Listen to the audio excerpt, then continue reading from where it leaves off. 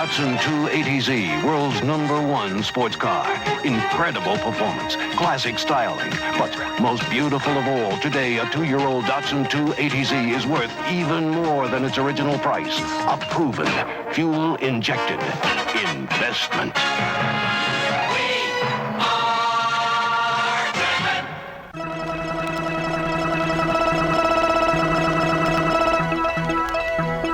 The 240Z is one of the most successful and now admired, revered, coveted cars of all time.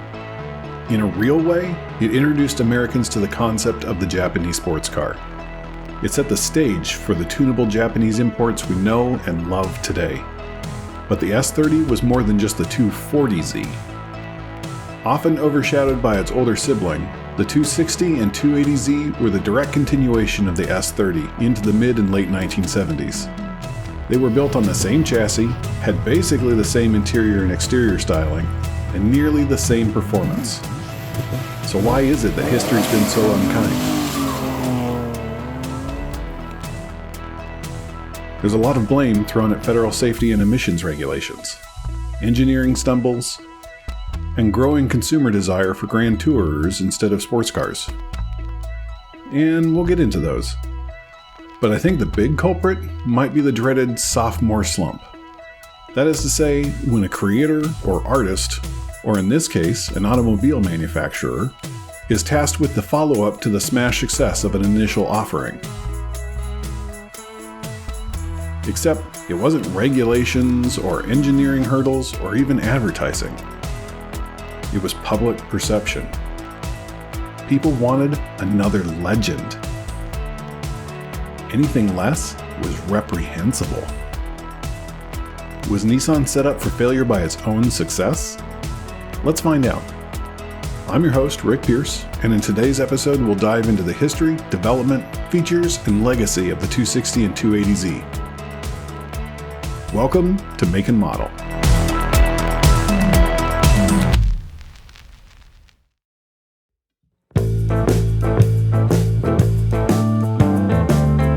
It's October 1973.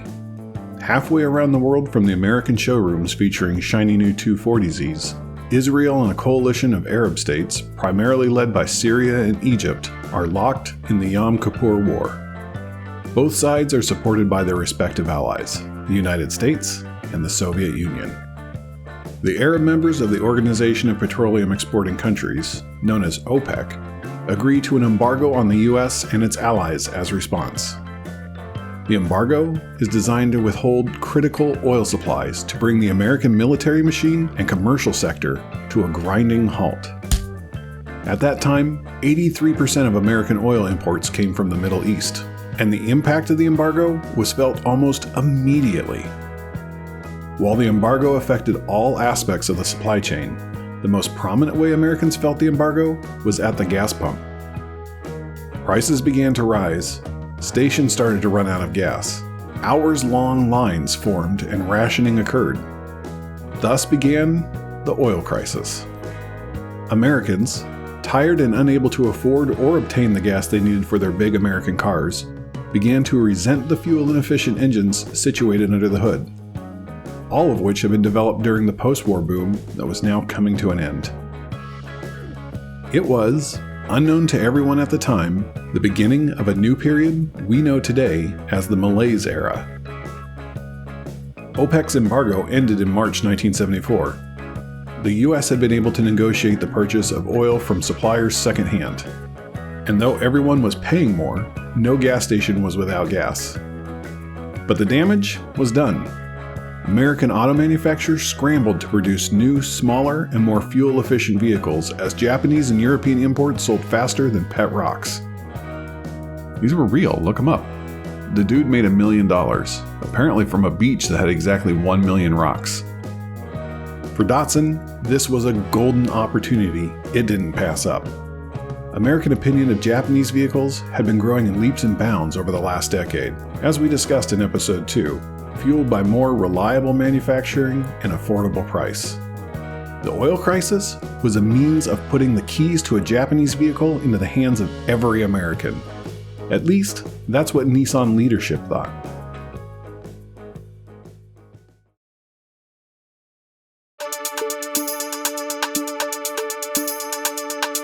squeaky clean image of fuel efficiency was bolstered by the EPA's 1973 report, naming the Datsun 1200 the most efficient car sold in the United States. Number 1, baby! The 1200 got 28.7 miles per gallon. Oh yeah! The timing of the report couldn't have been any better for Datsun. The successor to the 1200, the B210, was just hitting showroom floors, and it got an impressive 41 miles per gallon. The B210 was an immediate hit. Datsun even released a special edition called the Honeybee that had fun bee decals and side stripes and a honeycomb grille. These things were everywhere. Even into the 1990s when I was a kid, they were a common sight on the road. The response of American consumers looking to buy a Japanese import and sales successes of the 240Z and B210 led to Datsun selling its 1 millionth vehicle in the US that year. And then Datsun began its famous Datsun Saves campaign. Feeling free and rolling easy, you got places to be going. Leaving troubles miles behind you, you can keep a smile inside you. Freedom's just another word for Datsun, 'cause Datsun saves you free. Datsun saves. Datsun sets you free. It turns out that Uncle Sam thought selling fuel-efficient vehicles was a pretty swell idea too. Federal regulation had been taking shape since 1963's Clean Air Act, forcing manufacturers, Japanese, European, and American alike, to start making cleaner vehicles. The Environmental Protection Agency, or EPA, was established in 1970. But cleaner cars was just one of Uncle Sam's moves. Besides emissions regulations, there were also new safety regulations to contend with. The National Highway Traffic Safety Administration, or NHTSA, was also established in 1970. If reducing emissions was Uncle Sam's right hook, reducing accidents and injuries was his uppercut. And Uncle Sam didn't play favorites. And he never lost a fight.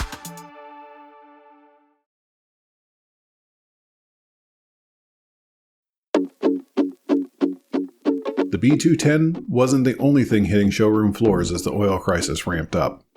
The next version of the Z car, the 260Z, was making its debut. Real quick, if you're here and want to support the channel, now is a good time in the video to hit the like button, and maybe consider subscribing. It would mean a lot as I work on my goal to getting to 500 subscribers. Thanks everyone. Nissan had anticipated growing efficiency and safety regulations and already engineered the 260Z with these in mind, continuing many of the changes that were introduced in the Series 4 240Zs. But with Datsun sales growing and the Datsun Saves campaign in full swing, changes still needed to be made to keep the public happy and prevent Datsun from going toe-to-toe with Uncle Sam in the ring. The legal ring, that is. The 240's bellows-type collapsible steering column was replaced with a steel ball collapsible column to improve survivability in the event of a head-on collision. A rear anti-roll bar and wider wheels and tires were also added to improve handling. A lot of the safety improvements were also creature comforts that had been made to address complaints customers had with the 240Z. The downward angle of attack was adjusted to reduce vibration, especially at high speeds. And the steering gear mounting system was revised to reduce lateral movement from wind shear. The biggest changes most consumers noticed were the new electronic ignition system so that cars would start quickly and reliably every time, revised gear linkings to improve shifting feel in manuals, intermittent wipers to deal with different rain conditions, and a new optional air conditioning system. However, every item added to improve the car's safety, emissions, and comfort was an item that added weight. And it's these concessions where the later S30's detractors make their biggest arguments against the cars. From the very start of the Z car's development, Yutaka Katayama, or Mr. K, had been pushing for the car to be a Grand Tourer GT car. As it got closer and closer to becoming one, it shook its core sports car fans more and more. Were their complaints valid? Well, yeah.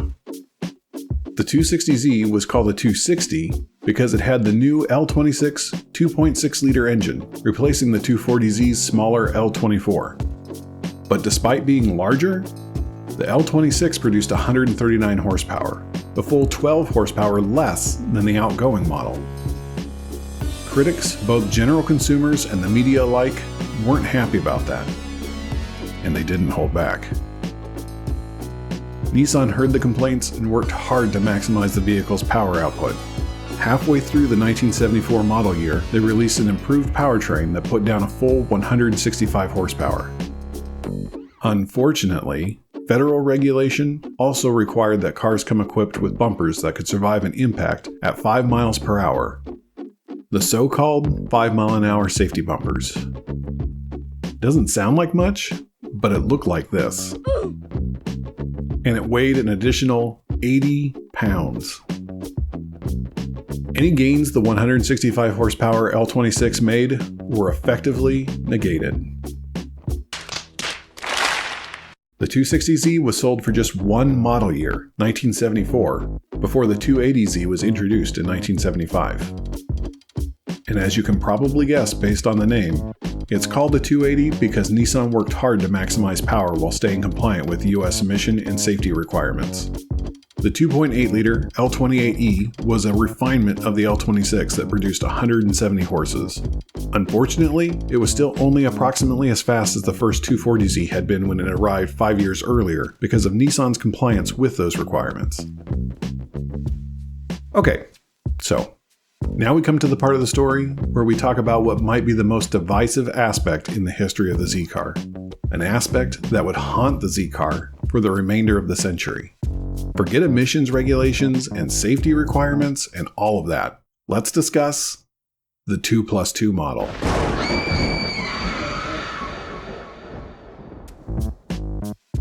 Introduced with the release of the 260Z, the 2+2 model added an additional 11.8 inches or 300 millimeters of length to the car to accommodate a rear seat.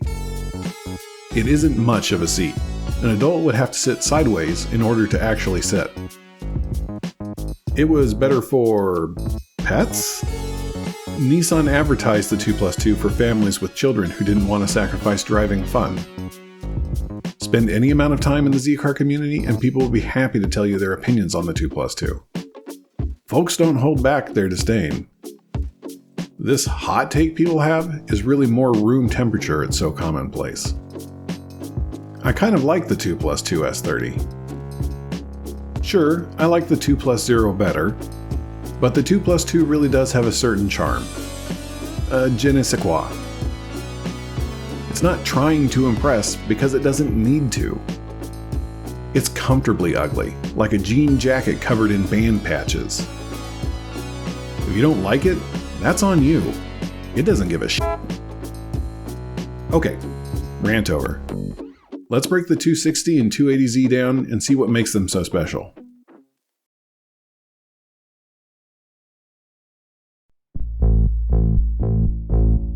The Datsun 260Z and 280Z were the final two cars built on the S30 chassis, successors to the 240Z.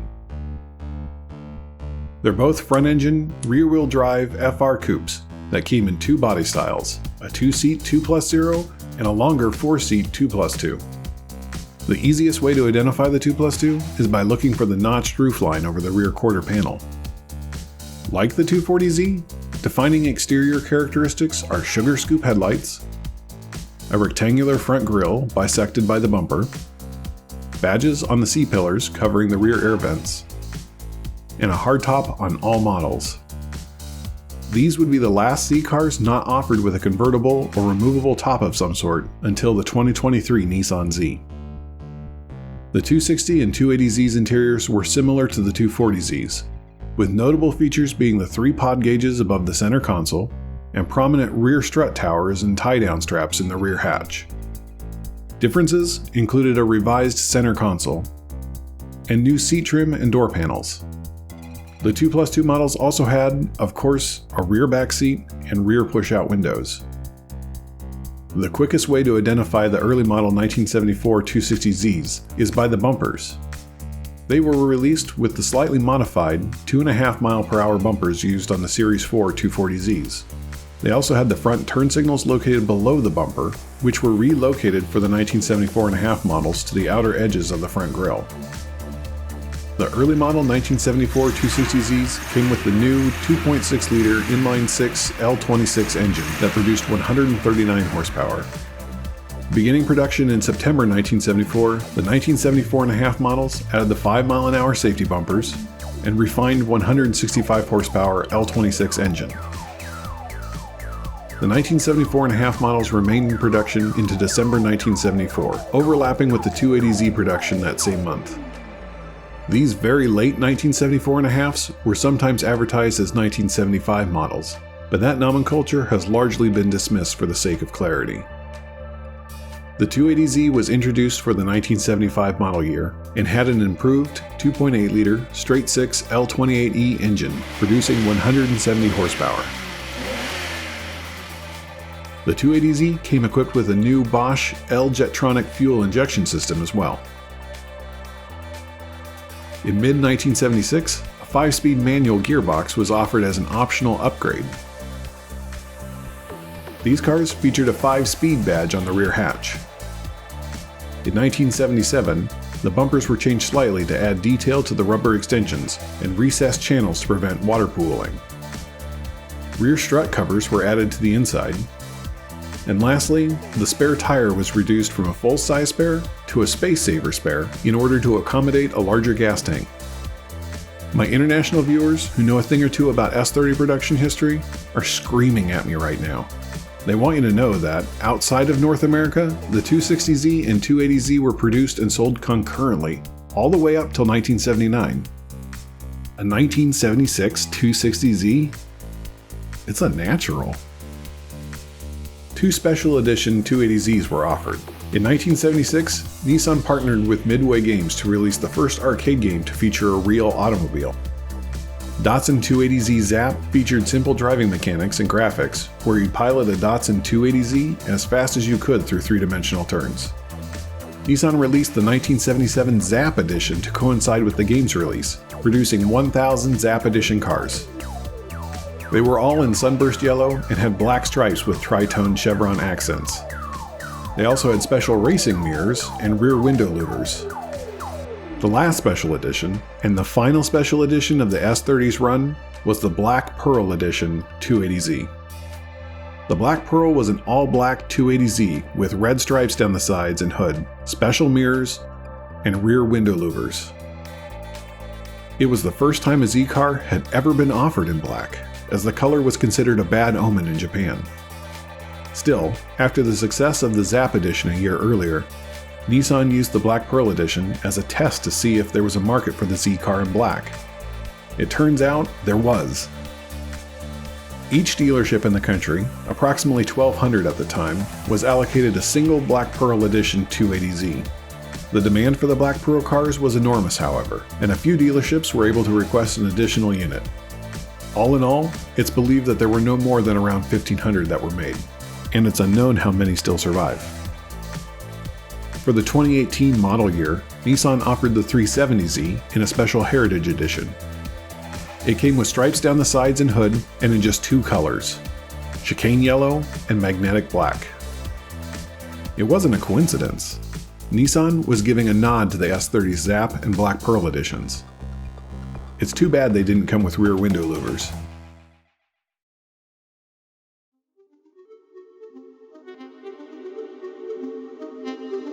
As always with good times, they don't last forever. American automakers were able to react relatively quickly to changing demand from consumers by offering fuel-efficient alternatives to Japanese imports, with familiar American badges. The Mercury Capri was a rebadged Ford Capri from Europe. The Plymouth Cricket was a rebadged Hillman Avenger. The Dodge Colt was a rebadged Mitsubishi Galant. And American manufacturers were already aware of the rising interest in fuel-efficient foreign compacts through the 1960s and had begun their own programs to build these same kinds of cars. Those programs gave birth to the Ford Pinto, Chevrolet Vega, and AMC Gremlin, all of which were already in showrooms when the oil crisis began. By ramping up production of those cars, they were able to stem the hemorrhaging of sales.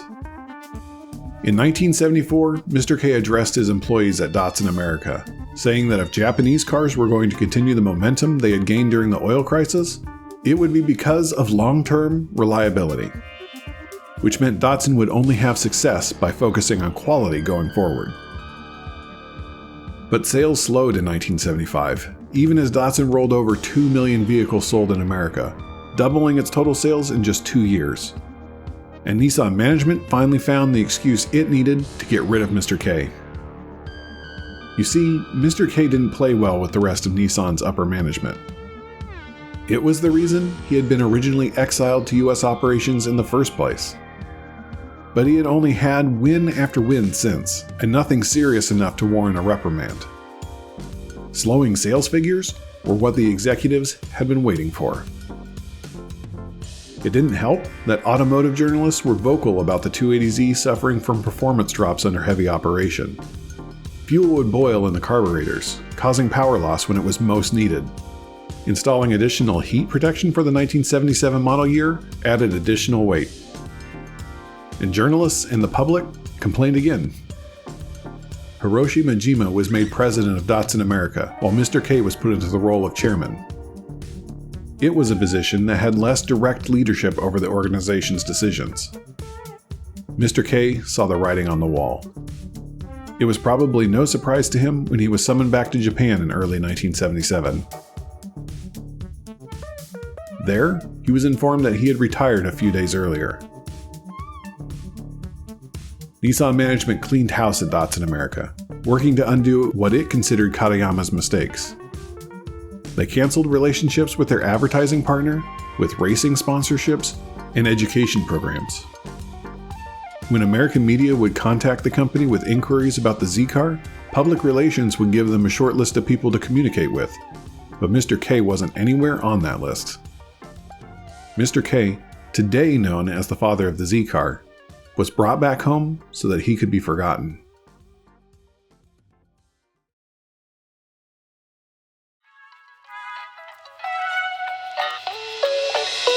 The 260 and 280Z today occupy a special place in the S30 and larger Z-car community. While the 240Z is often sought out by purists wanting to restore and garage the ultimate version of the S30, the 260 and 280Z have less associated, quote, purist baggage. The cars are a perfect platform to build an S30 as over-the-top as you want, without the worry that you're destroying a piece of history. Hot rodders rod them. Drifters drift them. Resto-modders resto-mod them. It's not uncommon to find them with all kinds of swaps and custom fabrications. Of course, people do this with the 240Z as well, but because purists find the ideal S30, the first one, before all the weight was added by emissions and safety regulations, there is less tut-tutting when a 2+2 280Z goes under the knife. Literally. Not that there aren't dedicated fans working hard to restore and preserve the later S30 models. One look at Datsun forums and auction sites shows how many folks are putting time and effort into restoration. And it would be pretty crass to ignore these efforts. Whether it's a full restoration or a complete overhaul, the 260 and 280Z are popular crowd pleasers wherever they go. They offer the perfect platform to build a dream S30, and they don't suffer the same massive valuation inflation the 240Z has had over the last decade. If you're looking for an early Z and are on a budget, the 260 and 280Z are the best Z. At least for now.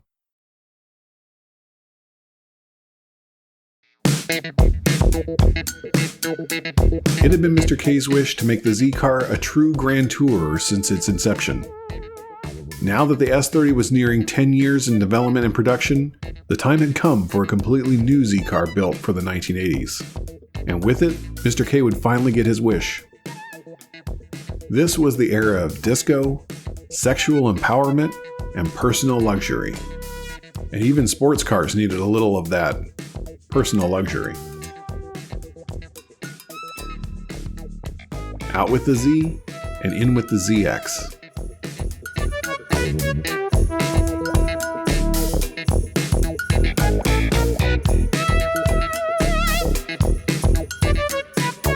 Hey all, thanks for taking some time out of your day to spend with me.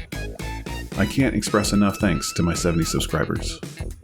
It's always super weird to subscribe to a tiny channel, and you've taken a chance on me. Thanks. I really appreciate my new Patreon patrons who continue to support me as I try to turn this into a full-time thing. You all are the best, and I'm just beside myself because of your support. I've set up a Discord for patrons, free tier and up, so come join us there by signing up on Patreon.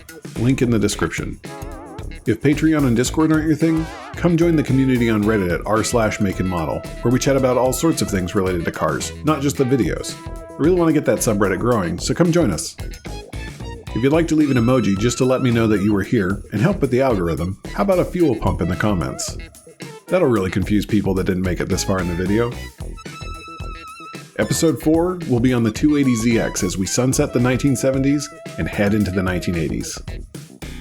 Make sure to bring your disco shoes. We're heading into Funky Town. See you then. Oh yeah.